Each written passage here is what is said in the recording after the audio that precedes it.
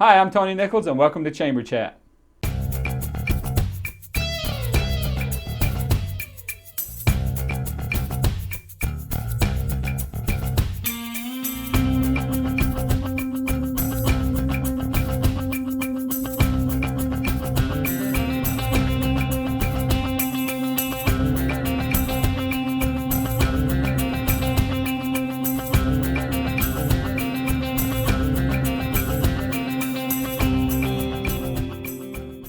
Hi, and welcome to Chamber Chat, a program put together by the Salisbury Area Chamber of Commerce to keep you informed on what's going on in your chamber and in your town.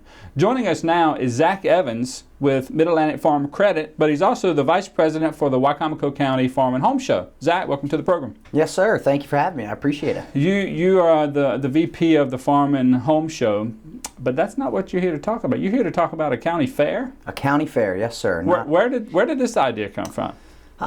Well, you know, like a lot of stuff in Wicomico County right now, there's a lot of change going on. Yeah. Big revitalization downtown, strong push with the campus, you know, a lot going on, and we thought it might be a perfect time to switch up what we had been doing. The Wicomico Farm and Home Show is not a new organization or a new event by any means. 78 years? 78 years, yeah. Yep. This will be our 79th. Yeah. And we just thought this was the perfect time to, to try to switch things up and bring some new energy to an event that we think is important to have here and it benefits local community. So very cool. I think the time is now for anything like that. You hear about change across the United States. Sometimes it's good change, sometimes it's bad change, but I can't think of anything that's happening around here that hasn't been good change. So we certainly have high hopes for this change as well. Yes, sir. What is the correlation or between the Farm and Home Show, the Chamber of Commerce, and the Delmarva Chicken Festival? Yeah, the relationship with the Chamber of Commerce has been excellent. We got started early this year, and we knew that we wanted to take some of the more popular, more important events from the Wicomico Farm and Home Show, and we wanted to revitalize this event and bring new energy to it. So we got together with the Chamber of Commerce, and they actually now own the rights to the Delmarva Chicken Festival. For whatever reason, there wasn't going to be a chicken festival this year, and we thought, what an excellent way to highlight agriculture in Wicomico County. A county fair resonates with certain people. It has a certain preconceived image that most people associate with a county fair. We thought if we could partner up with somebody like the Chamber and use the relationships that they have in the community, leverage them with the relationships that the Farm and Home Show has with the agricultural community, bring those businesses, those farmers together, bring some of the activities that were more popular at the Chicken Festival, some of the activities that were a big hit with the Farm and Home Show, mash them all together, and let's have ourselves a county fair. Very cool. I know growing up, like many other people watching, how many fond memories do I have of going to the county fair in eastern North Carolina. And the cool thing is it was right at the end of our road, the road that we lived on. So I think to your point, taking the best of both worlds and putting them together, creating something that's even more special, even more relevant, can only be successful. I can't see it being anything less than successful because you have the successful parts of both elements of both programs. Why a fair? Why do you think it's important to have a county fair? To have a county fair, I think, again, a county fair, it has a certain preconceived, image. Most people associate a county fair with agriculture, with community. People getting together, having a good time. People getting together, having a good time, family-oriented. Sure.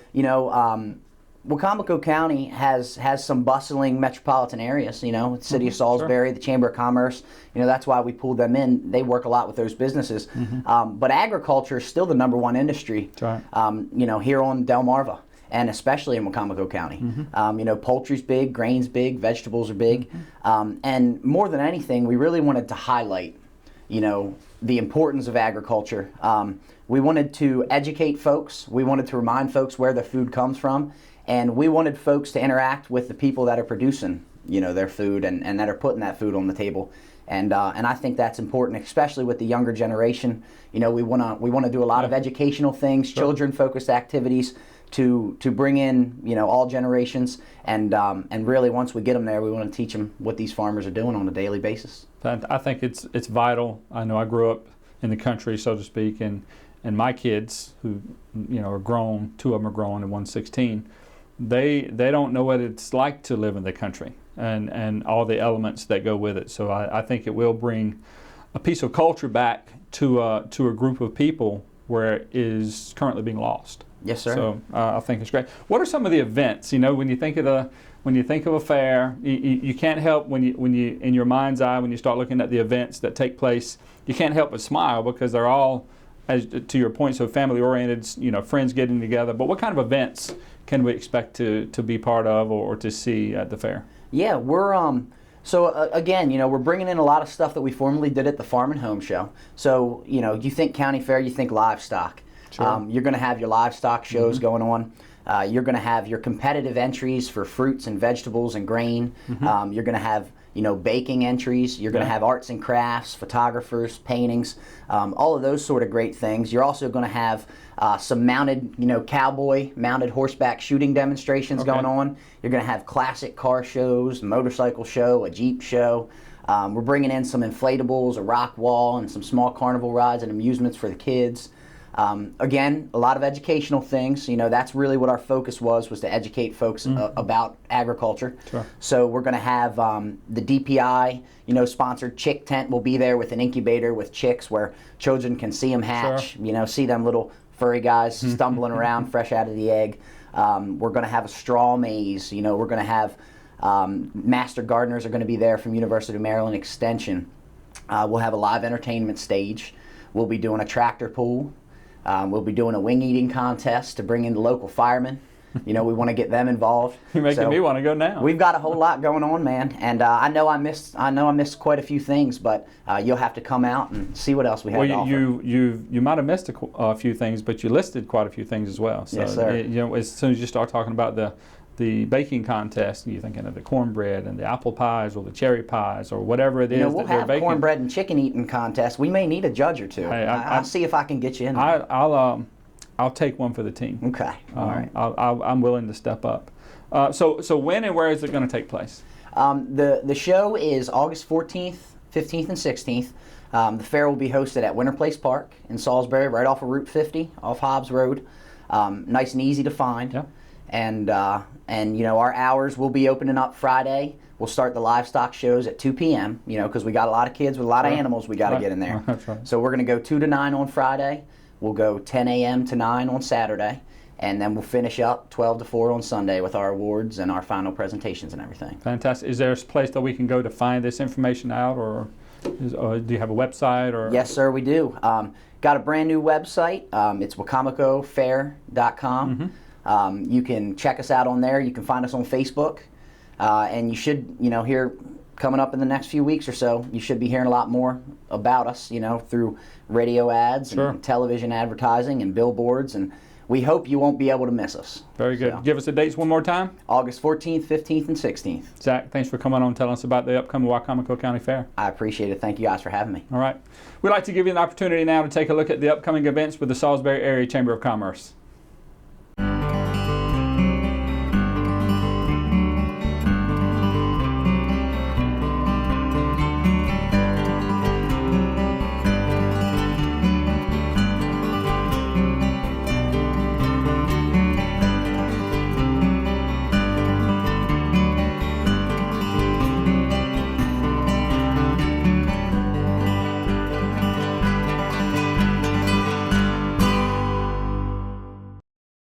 Welcome back to Chamber Chat right here on Pac 14. Joining us now is Robby Sheehan, Deputy Chief of Staff and Director of Government and Community Relations with Salisbury University. Yep. Welcome back to the program, Thanks so much for having me. Glad to have you Good back. to be back. You the last time here you were talking about the advocacy division. Say that 3 times fast.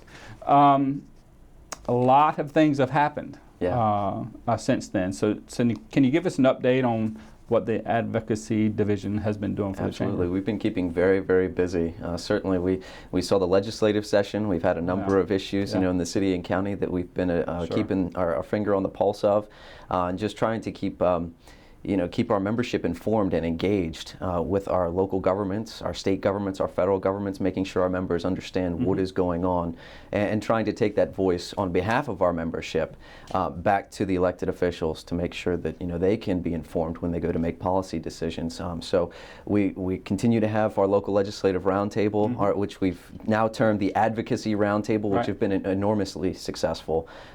We have a packed house every month that we hold those meetings. That's on the second Thursday of every month from 8 to 9 a.m. at the chamber downtown. And past couple of months, we've actually focused in on this drug epidemic here locally, heroin and opioids. And it's actually an issue that has taken the entire nation by storm. And we're very fortunate that we have the Sheriff Mike Lewis, who is now a national expert on the issue.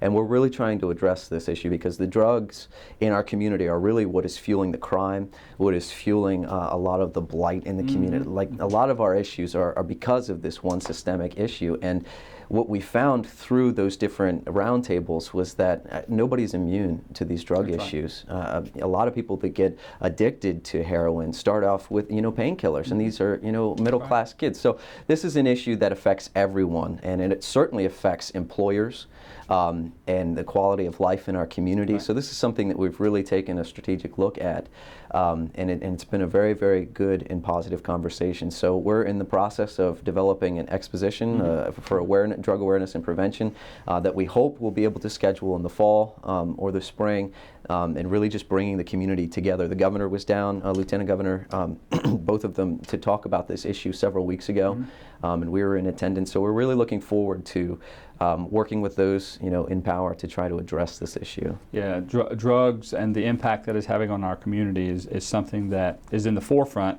It's talked about all over the place, and I still think we need to talk about it more. Yeah. Talk about it more. It Exactly. needs to perpetuate, and it needs to be discussed at every kitchen table, every church, every business, because we need to really get a handle on it. Yeah, and really, I mean, the Chamber of Commerce right now is the eminent civic organization in Salisbury, and I feel that it is our responsibility to address this issue and try to facilitate that conversation and dialogue.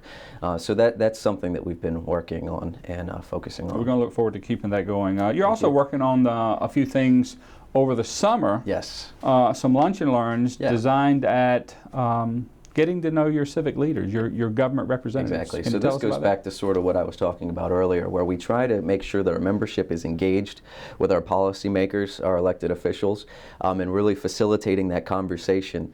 Our advocacy division, we've got 5 active members right now, and it's impossible for us to know all the issues that are going on in the different industries throughout our community. So this initiative, which is going to be starting on July the 15th and run every Wednesday until August the 19th from 12 to 1:30 in the chamber downtown.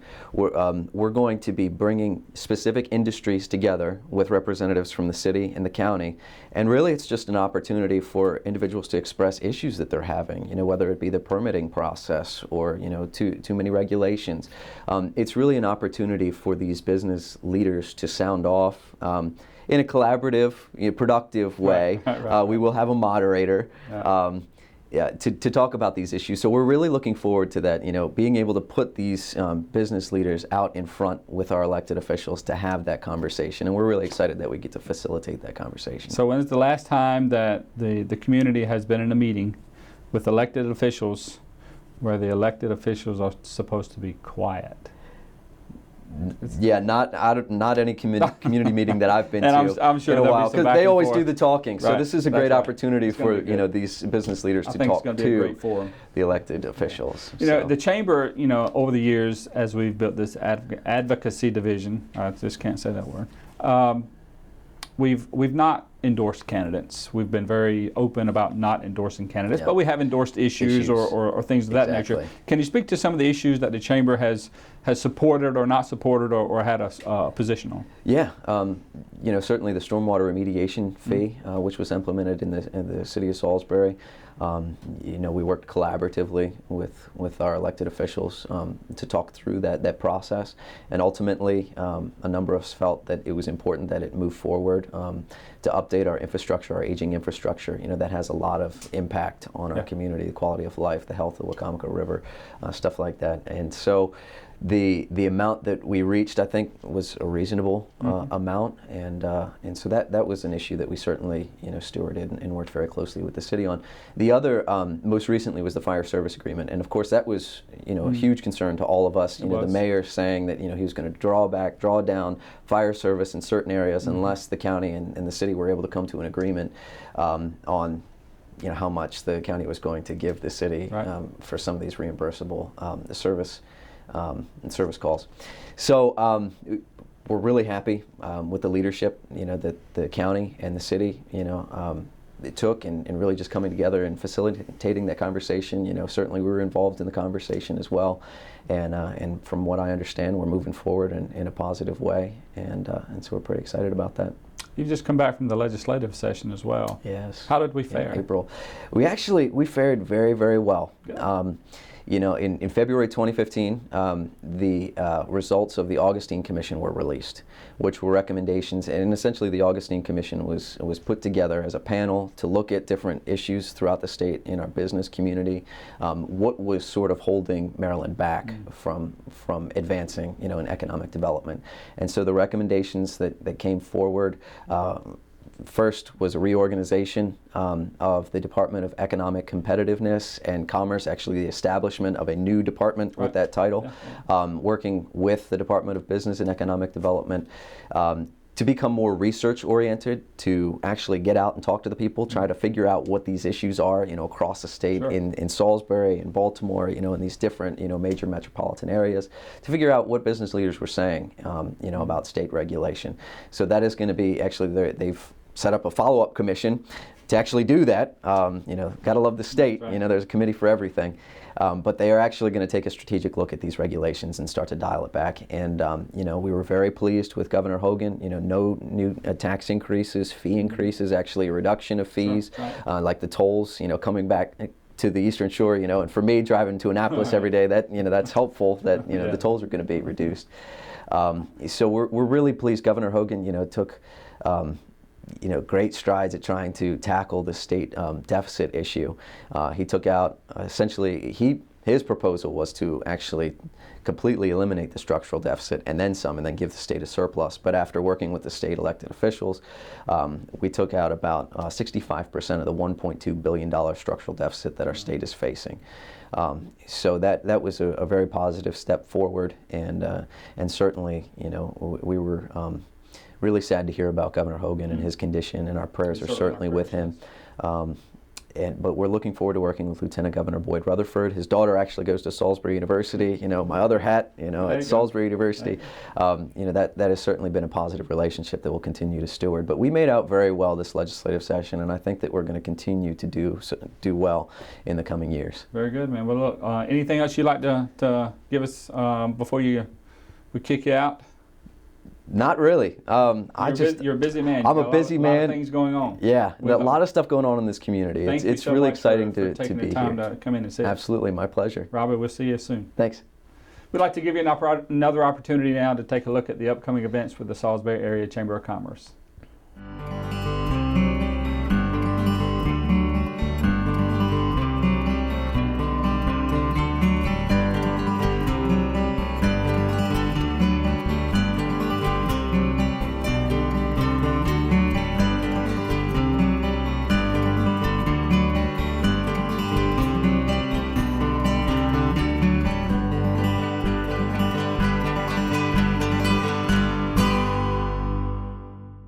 Welcome back to Chamber Chat. Joining us now is our first dual guest that we've had on Chamber Chat. We have Andy Wisk, and I'm going to read this, Acting Director for Wicomico County Recreation, Parks, and Tourism. Yes, sir. And Steve Miller, Tourism Manager. What's up? So he gets the big long title, and you just get Tourism Manager. That's up. Welcome to the show, guys. Thank you. Thank you for having us. And let's just get started. Let's go back to the title. I've lived, from North Carolina to here and traveled around several places, and this is the first place that I've known to have recs, parks, tourism.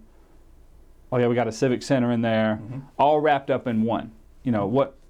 How has that fared? I mean, does that present challenges, and why did we decide to do that? Well, the Department of Recreation and Parks for Wicomico County is one of the oldest in the state of Maryland. Okay. And it's always been a symbol of the county's commitment to its citizens' quality of life. The interesting thing is that that back in the 90s, our elected officials had some great foresight, and they combined tourism and the Civic Center with recreation and parks. So now you've got all three agencies working under one umbrella for common goals to improve quality of life, but then we created the opportunity to leverage assets for economic growth within the community. Gotcha. So, Steve, from a tourism standpoint, do you feel that it has helped by having this partnership, or has it helped the community, the things that are going on in the community? Has it helped tourism? How, and from your position, how is that blended? Well, it's huge. Andy mentioned the leveraging of assets, and when you look at what tourism does and some of the scales that we operate on in hosting regional, national, even international poodle show, there's no way we would be able to do that and operate on the scale that we've been able to operate on if we didn't combine all of our assets with Rec Parks, Tourism, Civic Center. This past year, for tourism events that we've been involved in, it'll be $47.5 million economic impact. So that's money being infused into our community that recycles, where people can sign up for leagues and buy groceries and do the things that they do. I guess you don't need a big title when you can manage and impact the community that way. Absolutely. Yeah, the title doesn't mean a whole lot. But when you look at, I'll give you an example, the 3-week World Series that we'll host the last 3 weeks of July. That's the biggest event that we do. But when you look at that event, it's a great example because we'll use the Civic Center 3 different times for check-in days. We'll use it twice for our opening ceremonies. We'll use our Parks Department. We'll help prepare and get all the fields ready for that World Series event. Our Recreation Division, they'll basically mobilize all of our volunteer base and our local Little Leagues. Our Sales and Marketing will produce a program book. Our box office will handle all the transactions. And when you look at the scope of all the things that have to happen to pull an event like that off, we couldn't do that on our own, and so it takes a total team effort to do that. And one of the neat things too is it's cyclical. When we bring an event in to rent those facilities and to buy concessions and to do the things that they do, that actually reduces the tax burden on the local citizens because it's helping support those facilities. So we contribute certainly to the community, and I think it all cycles and everybody wins. Very cool. Yeah. Andy, you're getting old.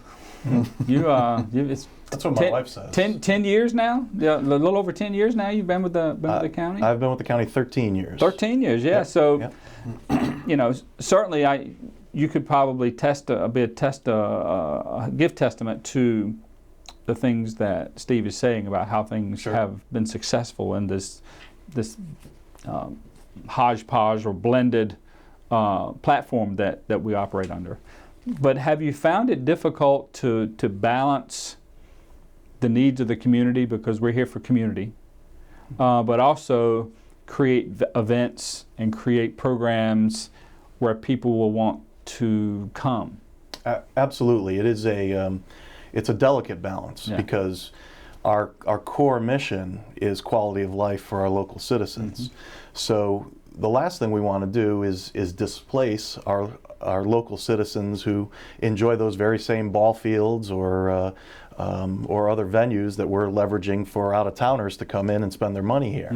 So what we do is we work to find events that fit when those fields aren't being used. Right. And Wicomico County is very fortunate that we've got a very large and diverse park system. We've got 39 sites that we maintain, and so there's enough space to go around. We're not over capacity at any at certain times a year at facilities. So we're then able to turn around and say to the Fruitland Little League or East Wicomico Little League or other groups that maintain facilities and say, hey, work with us here on this event, and here's the money you're going to generate, and here's what you can do with it. And we've seen those facilities improve tremendously. A great example is Fruitland added lights and redid their fields, in part because of the revenue that they're generating tied to the Softball World Series. Oh, fantastic. I mean, there's no doubt that when these things come in, they benefit, and the sports has made a tremendous impact in those revenue numbers that you were talking about. And if a little birdie told me, I think in 13 years ago, you started as a sports marketing rep. Is that right? I was the county's first sports marketing rep. I actually started as our athletic complex manager.